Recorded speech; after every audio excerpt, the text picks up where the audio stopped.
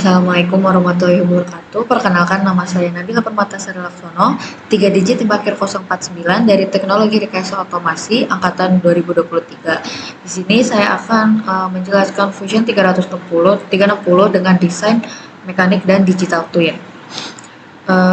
Autodesk Fusion 360 sebagai software utama untuk merancang keseluruhan sistem. Fusion 360 memungkinkan proses desain mekanik dilakukan secara 3D sekaligus menjadi dasar pembuatan digital twin. Dengan adanya model digital, setiap komponen dapat dirancang, dianalisis, dan dimodifikasi sebelum diproduksi sehingga mengurangi risiko kesalahan pada proses perakitan. Nah, pada slide kedua ini, arsitektur proyek itu membangun entitas modular. Slide ini menunjukkan pembagian komponen ke dalam beberapa modul. Setiap bagian seperti rangka, roda motor, sensor, dan komponen lainnya dibuat secara terpisah. Pendekatan modular memudahkan proses desain, perbaikan, maupun penggantian komponen tanpa harus mengubah keseluruhan model. Nah, Fusion 360 menyediakan dua lingkungan kerja, yaitu desktop dan cloud. Pada desktop, seluruh proses desain dilakukan secara lokal, sedangkan cloud digunakan untuk menyimpan file, melakukan sinkronisasi berbagai proyek, dan berkolaborasi dengan anggota tim secara online. Dengan sistem ini, data proyek selalu terbaru dan mudah diakses.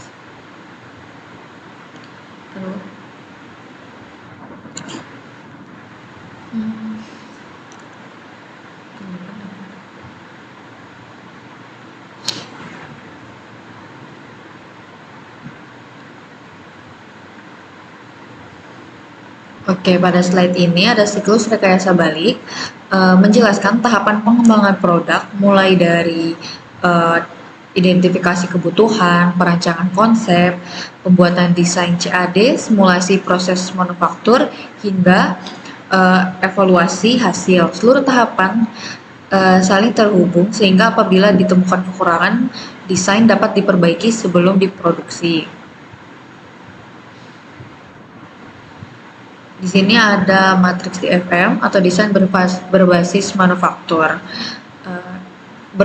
Desain berbasis manufaktur ini bertujuan agar desain yang dibuat mudah diproduksi. Pada slide ini ditunjukkan pemberian dimensi, toleransi, dan spesifikasi ukuran sehingga hasil desain sesuai dengan proses manufaktur dan meminimalkan kesalahan saat pembuatan komponen. Nah, di sini ada komponen referensi jangkar dimensi digital. Pada tahap ini dibuat komponen referensi sebagai acuan ukuran seluruh bagian lainnya. Dengan adanya referensi dimensi, setiap komponen akan memiliki ukuran yang konsisten, sehingga proses perakitan menjadi lebih presisi. Nah, kalau slide yang ini transformasi sheet metal dari 2D ke 3D fisik, itu menjelaskan proses mengubah desain 2D menjadi bentuk 3D menggunakan fitur sheet metal. Setelah desain selesai, software juga dapat menghasilkan pola datar atau flat pattern yang nantinya digunakan sebagai panduan pemotongan material ini sebelum proses pembengkokan. Nah, sini ada anatomi akustik. Seperti sensor ultrasonic HCSR04 memiliki sudut pembacaan tertentu. Penempatan sensor harus menghadap lurus ke objek agar gelombang ultrasonik dapat dipantulkan dengan baik. Posisi sensor yang kurang tepat dapat menyebabkan pembacaan jarak menjadi tidak akurat nih. Soalnya dia sensor yang sensitif ya, kalau sensor tuh. Terus lanjut ke topologi elektronik. Komponen elektronik dipasang menggunakan standoff agar papan PCB tidak bersentuhan langsung dengan rangka. Selain itu ditambahkan pelindung atau kanopi untuk melindungi rangkaian dari debu, benturan ringan, dan gangguan dari luar. Nah, di sini ada rekayasa dudukan. Ini tuh memperlihatkan desain dudukan baterai, ini kayak baterai dan servo. Dudukan dirancang agar komponen terpasang kuat, mudah dilepas ketika perawatan, serta posisi kabel menjadi lebih rapi sehingga distribusi daya ke seluruh sistem tetap aman. Sini ada kinematika capit atau mekanisme paralel jauh. Bagian ini tuh menjelaskan mekanisme gripper atau capit yang dimana menggunakan mekanisme paralel jauh sehingga kedua sisi capit bergerak secara bersamaan. Mekanisme ini menghasilkan cengkraman yang stabil dan mampu memegang objek dengan lebih presisi.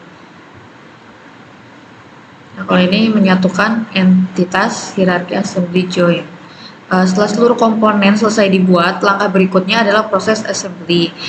Fusion 360 menyediakan berbagai jenis join seperti rigid, revolute, slider, dan lainnya. Join digunakan untuk menentukan hubungan antar komponen sehingga simulasi gerakan dapat dilakukan sesuai kondisi sebenarnya. Nah, kalau pada tahap ini namanya momen sintesis, dilakukan pengecekan interference atau tabrakan antar komponen. Tujuannya memastikan tidak ada bagian yang saling bertumpuk ketika sistem bergerak. Jika ditemukan interference, desain akan diperbaiki sebelum masuk ke tahap produksi. Lanjut ke output pipeline. Nah, Fusion 360 ini mampu menghasilkan berbagai jenis file sesuai kebutuhan proses manufaktur, misalnya ke file STL untuk 3D printing atau DXF untuk laser cutting, maupun gambar teknik sebagai panduan produksi. Dengan demikian, satu desain dapat langsung digunakan pada berbagai mode pembuatan. Oke, yang terakhir di sini ada cetak biru selesai atau deliverable akhir, di mana merupakan hasil akhir dari seluruh proses desain. Output yang dihasilkan meliputi model 3D, assembly lengkap, gambar teknik, file manufaktur, dokumentasi, serta file yang siap digunakan untuk proses produksi maupun pengembangan lebih lanjut. Tahap ini menandakan desain telah siap direalisasikan menjadi produk fisik. Oke, jadi setelah ini akan ada cuplikan di mana saya menggunakan SolidWorks untuk desain robot line follower. Untuk hasil desain chassisnya itu seperti ini. Kalau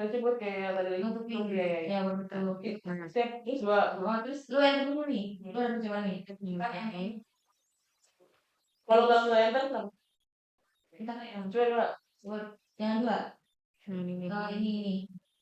Ini ada error nih, tapi gue nggak chassisnya di bawah seperti ini, dari atas seperti ini.